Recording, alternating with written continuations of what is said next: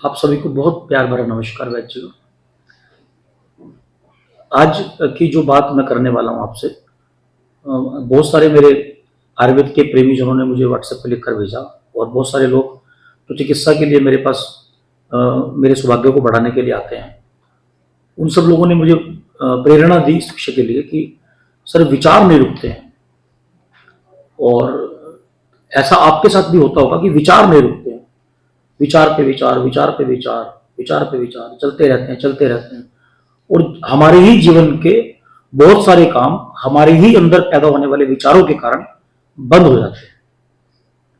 तो ये सब बातें चल रही थी, सब लोगों का आग्रह हुआ, निवेदन हुआ, प्रभु ने आशीर्वाद दिया और एक टाइटल मैंने दिया इस वीडियो को, विचारों की सुपरफास्ट नॉन स्टॉप ट्रेन को कैसे रोके। बड़ा कठिन काम है मेरे लिए। आपने मुझे ऐसी ट्रेन का ड्राइवर बना दिया जो कह दिया कि दौड़ेगी भी, रफ्तार भी नंबर 1 और रुकेगी भी नहीं, और उसके बाद मुझे चैलेंज कर दिया कि वैसे रोक के दिखाओ। कोई बात नहीं, हमारी आयुर्वेद में, हमारे उपनिषदों में, हमारे वेदांत में, और सबसे बड़ी बात हमारे कृष्ण में हर चीज को संभव कर देने की ताकत है। तो बस हमने तो कृष्ण का पल्ला पकड़ रखा है। आइए चलते हैं अपने विषय की ओर कि सुपरफास्ट नॉन स्टॉप विचारों के ट्रेन को कैसे रोके। इस बात को मैं कहानी से शुरू करता हूं क्योंकि सबके विचारों के ट्रेन का समान अलग अलग होता है। तो मैं एक ऐसी ट्रेन की कहानी लेके आया हूं जिससे मैं सब लोगों की बातों को इस कहानी के माध्यम से कह के आगे बढ़ सकता हूं। कहानी कुछ इस प्रकार से है कि राजा के महल में एक व्यक्ति चोरी करने आया। महल 3-4 मंजिल का था। चोरी करने वाला रात को चोरी करने आया, महल की दीवार से चढ़ने लगा। पहली मंजिल, दूसरी मंजिल, तीसरी मंजिल, चौथी मंजिल पे उसको एक खिड़की नजर आई जहां से वो कूद सकता था अंदर जाने के लिए। तो जैसे वो उस खिड़की से कूदने लगा और उसका शीशा, उसकी चौखट, उसका खींचा तोड़ने लगा, वो खिड़की के साथ ही नीचे गिर गया। अब चौथी मंजिल से कोई आदमी नीचे गिरेगा तो हड्डी पसली भी टूटेगी, उसकी चोट भी लगेगी, खून भी आएगा। यही सब कुछ हुआ उस चोर के साथ। और जैसे तैसे करके लोगों ने सुबह देखा उसको, वो गिरा पड़ा था बेहोश। तो क्योंकि सुबह देखा उसको तो लोगों ने पूछा क्या करने आया था? बोले मैं तो सुबह सुबह सफाई करने आया था। अब ये तो किसी को पता नहीं कि वो रात से गिरा पड़ा। तो चलिए, सब लोगों ने कहा कि सफाई करने वाला अपनी जगह पे किसी को भेज दिया सफाई करने वाले ने, तो उसको भर्ती कराया अस्पताल में। अब वो चोर ने लेटे लेटे एक विचार सोचा, बात तो विचारों की चल रही है। विचार आया, यार मैं तो चोरी करने गया था, चोरी तो मैं कर नहीं पाया और किसी ने मुझे चोरी करते देखा नहीं। अगर मैं ये बोल दूं कि मैं सफाई करने आया था तो ये लोग मेरा इलाज कराएंगे। अगर मैं कोर्ट में केस कर दूं तो मेरे इलाज का पैसा देंगे, और अगर ये मेरा पैसा देंगे तो मुझे चोरी करने की क्या जरूरत है, मैं इसी तरह काम करूंगा। चलता गया विचारों की श्रृंखला। अब उसमें उसी तरह विचारों की श्रृंखला चलती गई और जब विचार चलते चलते चलते चलते हमारे विचार शब्द बन जाते हैं। महात्मा बुद्ध कहते भी हैं कि आपके विचार आपके शब्द बन जाते हैं और शब्द से आपकी पहचान बननी शुरू हो जाती है। वही विचार हमारे कर्म बन जाते हैं। अब इस पूरी श्रृंखला में वो चोर ने केस कर दिया उस महल के राजा के ऊपर। तो वो जो न्यायाधीश होगा वो मेरी तरह ही रहा होगा। अभी आप सुनोगे तो बड़ा आनंद आएगा आपको। तो चोर ने केस कर दिया कि राजा के महल को मैं सफाई करने गया था और ये खिड़की टूट गई और इसका जिम्मेदार राजा है। राजा ने कहा भैया ये खिड़की मैंने थोड़ी बनाई है, ये खिड़की बढ़ई ने बनाई है, कारपेंटर ने बनाई है और उसने अच्छे से नहीं लगाई। तो न्यायाधीश भी मजेदार बात कर रहे थे, बोले कारपेंटर को बुलाओ। कारपेंटर को बुलाया गया। अब कारपेंटर ने क्या कहा? कारपेंटर ने कहा सर ये खिड़की बनाते हुए एक महिला निकल गई आगे से और वो महिला इतनी सुंदर थी कि उसको देखे बिना मैं नहीं रह गया। तो जब मैं खिड़की को फिट कर रहा था मेरी नजर महिला पे गई और खिड़की मैंने उल्टी फिट कर दी। अब न्यायाधीश और मजेदार बात कर, बोले महिला को बुलाओ। अब महिला को बुलाया गया। महिला से पूछा तुम इसके आगे से क्यों निकल रही थी और तुमने इतने सुंदर वस्त्र क्यों डाले? महिला बोली सर पूरी जिंदगी में किसी पुरुष ने मेरी तरफ देखा ही नहीं है, तो मुझे किसी ने बताया कि एक रंगदार रंगरेज के पास जाओ और एक बढ़िया सा दुपट्टा लेके निकलो, हर पुरुष तुम्हें देखेगा। मैं रंगरेज के पास गई, उसने मुझे इंद्रधनुषी रंगों में रंगे गए दुपट्टे को ओढ़ने के लिए कहा। जैसे मैं इंद्रधनुषी रंग के उस दुपट्टे को ओढ़ के चली, हर पुरुष मेरी ओर देख रहा था। अब उस महिला को बुलाया गया। महिला को बुलाया, उसने अपनी महिला ने कहानी बताई। अब महिला की कहानी सुनते बोले रंगरेज को बुलाओ। रंगरेज को बुलाया गया। रंगरेज से पूछा कि तुझे ये राय किसने दी कि इंद्रधनुषी रंग से दुपट्टा रंग दे? बोले मुझे एक महिला ने राय दी है। बोले महिला को बुलाओ। जानते महिला कौन निकली? उस चोर की वाइफ। उस चोर की पत्नी। अब उस चोर को ये पता नहीं था कि बात करते करते मैं तो बच जाऊंगा, मेरी पत्नी जेल में चली जाएगी। ये होती है विचारों की ट्रेन। जब आप फंसते हो तो आप मजबूर होते हो। मुझे जितने लोगों ने कहा कि इस ट्रेन को रुकवाइए गुरुजी, वैद्य जी, इस ट्रेन को रुकवाइए, तो निश्चित रूप से उनके विचारों के ट्रेन ने उनको आहत किया होगा। जब हम स्वयं आहत होते हैं तब हम जागते हैं, जब कोई दूसरा आहत होता है तो हमें फर्क नहीं पड़ता। लेकिन मेरे जीवन की प्रतिज्ञा है कि जब तक कोई आहत होगा तब तक यहां चोट लगेगी। ये जिधर मैं चोट का इशारा कर रहा हूं, यहां पे मैंने एक टैग लगा रखा है। इस टैग पे आयुर्वेद की खरल में जलती मशाल जल रही है। इस टैग के अंदर, यहां पे खरल के अंदर जलती मशाल जल रही है। ये मशाल मुझे दिन और रात, जीवन भर, दिन भर सोने नहीं देती है। मुझे सोने का आप उस दिन मिलेगा जिस दिन मैं सबके विचारों के ट्रेन को और सबके दुखों को नष्ट करूंगा।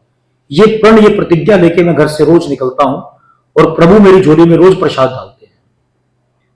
मैंने जो आपको ये पूरी कहानी सुनाई, ये कहानी विचारों कि ट्रेन कैसे चलती है और कहां तक पहुंचती है और कैसे नुकसान कर बैठते हैं, उसका है। लेकिन बात तो यह है कि मैं उस ट्रेन को रोकूंगा कैसे। बहुत अजीब बात और बहुत बड़ी बात दे दी। अभी मैं और आगे गहरा चलता हूं आपके साथ। अब एक बार एक व्यक्ति अपने मित्र के साथ एक ट्रेन में जा रहा था, और वो जो व्यक्ति अपने मित्र के साथ जा रहा था, वो व्यक्ति पढ़ाई करके हवाई जहाज में उड़ने वाला व्यक्ति था, शताब्दी जैसे ट्रेन में जाने वाला व्यक्ति था। वो अपने मित्र के कहने पे पैसेंजर ट्रेन में चला गया। मित्र ने कहा तू मेरे साथ चल के देख। बोले यार दिल्ली जाना है, 3 घंटे का रास्ता है, तेरे साथ पैसेंजर में जाऊंगा 6 घंटे का रास्ता लगेगा। बोले चल के तो देख एक बार। बहुत मुश्किल से अपने मित्र था तो बात माननी पड़ी, बैठ गया पैसेंजर में। अब पैसेंजर चली पैसेंजर की तरह, वो धीरे धीरे हर स्टॉप पे रुके। अब जब वो पहले स्टॉप पे रुके, वो मित्र को नीचे उतार दे, चल एक कप चाय पी के आएंगे।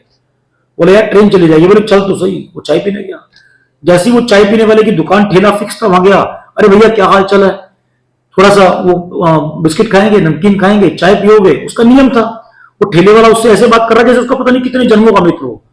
अब जो दूसरा व्यक्ति, जो सुपरफास्ट ट्रेन वाला व्यक्ति, अपने मित्र के साथ ये चीज दृश्य देख रहा था। बोले यार ये तो जिंदगी मजे ले रहा है।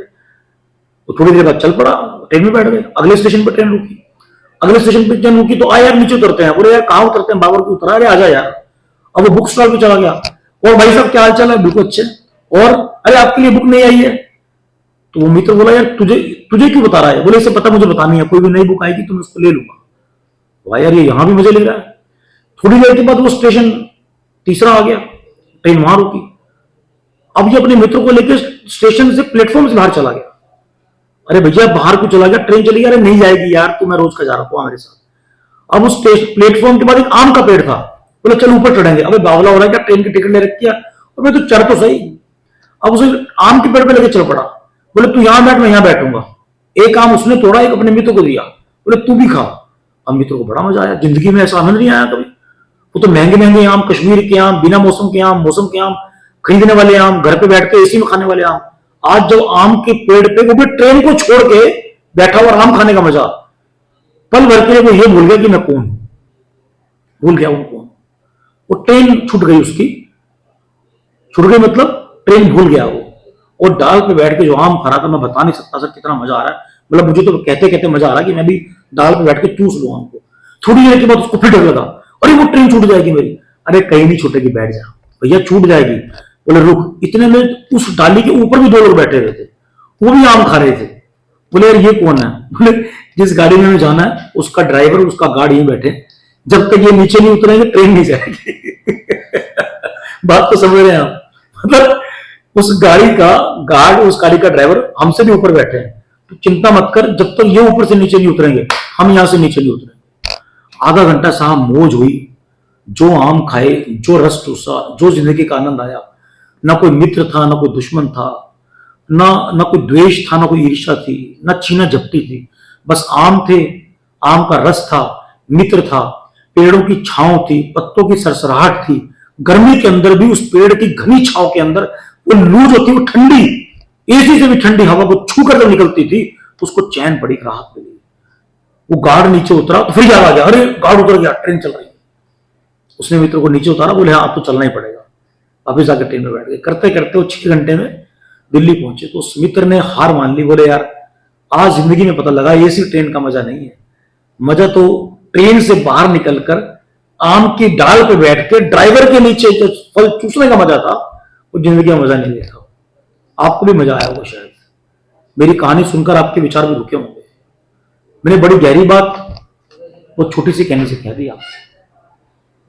मतलब आप जब जीवन में आनंद के क्षणों को जीते हैं तो विचारों की ट्रेन अपने आप विश्राम देती है। वो जो गार्ड और वो जो ड्राइवर पेड़ के ऊपर बैठे हुए थे, जानते हैं कौन थे वो?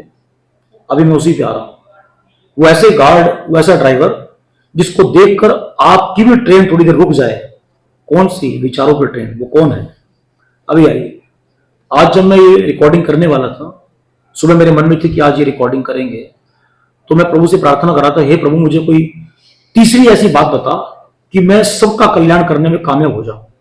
मैं गाड़ी में बैठा था, अक्सर पढ़ाई करके मैं गाड़ी में रोज जाता हूं, और पेड़ों को देखता हुआ जा रहा था। बिल्कुल जो हुआ मैं वैसे बता रहा हूं आपको। तो मैंने देखा कि पेड़ रुके हुए हैं। मतलब आप हंसना मत मेरी बात पे। लोग कहते हैं कि जब गाड़ी चलती है तो पेड़ भी चलते नजर आते हैं। पहली बार नजर आया कि कुछ नहीं चल रहा था, पेड़ रुके हुए थे। हम चल रहे थे, हमारी गाड़ी चल रही थी, हम भी चल रहे थे, लेकिन पेड़ रुके हुए थे। बस इसको उल्टा कर दो दृश्य। आप पेड़ हो जाओ। पेड़ों में भी जान होती है, चेतना होती है। बूढ़े होते हैं, बड़े होते हैं, फल देते हैं, रस देते हैं, छाया देते हैं, छाल देते हैं, गोंद देते हैं, निर्यास देते हैं, जड़े देते हैं भूस्खलन को रोकने के लिए, गैस बाहर निकालते हैं बादलों को उत्पन्न करने के लिए। पेड़ हो जाओ आप, पेड़ हो जाओ। आप पेड़ हो जाओ मतलब विचारों का निरीक्षण करो। एक विचार आया, दूसरा विचार आया, तीसरा विचार आया। आप उन विचारों के साइड में, जैसे गंगा के घाट पे कोई व्यक्ति बैठ जाता है, उन सभी आने वाले विचारों के साथ आप पेड़ हो जाओ। आप जानते हैं विचारों की अपनी ताकत नहीं होती है। विचार हमारी जीवनीय शक्ति का प्रयोग करके ताकतवर हो जाते हैं।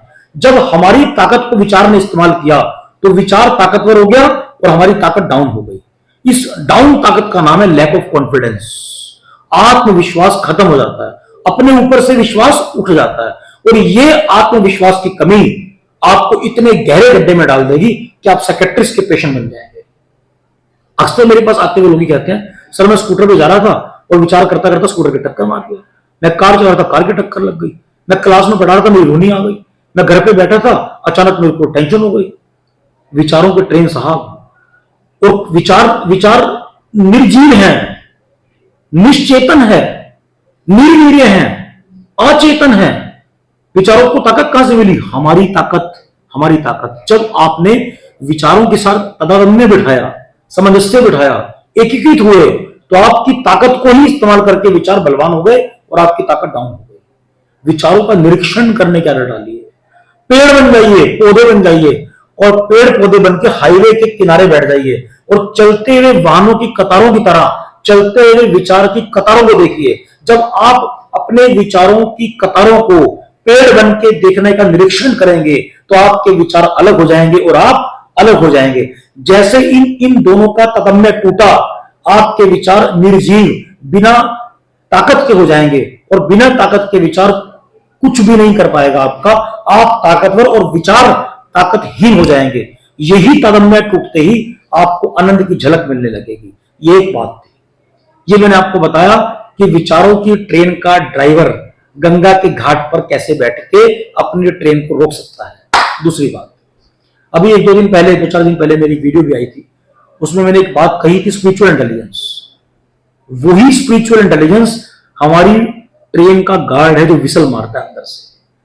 ये जो मैंने आपको बताया, विचारों का निरीक्षण करने वाला गंगा के घाट पर बैठ के पेड़ विचारों की कतारों को वाहनों की तरह देखेगा, ये था उस ट्रेन का ड्राइवर जो साइड में बैठ के आम की डाली पे आम खा रहा है और आपकी ट्रेन को रोक के रख रहा है। उस ड्राइवर के साथ जो आम के पेड़ की डाली पे बैठ के आम खा रहा है, उस ड्राइवर के साथ वो है गार्ड, जो सीटी मारेगा तो ट्रेन चलेगी और सीटी नहीं मारेगा तो ट्रेन नहीं चलेगी। इसका नाम है स्पिरिचुअल इंटेलिजेंस।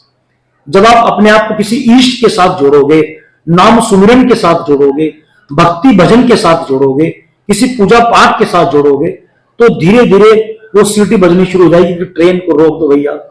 तो गार्ड भी आपका हो गया और ड्राइवर भी आपका हो गया।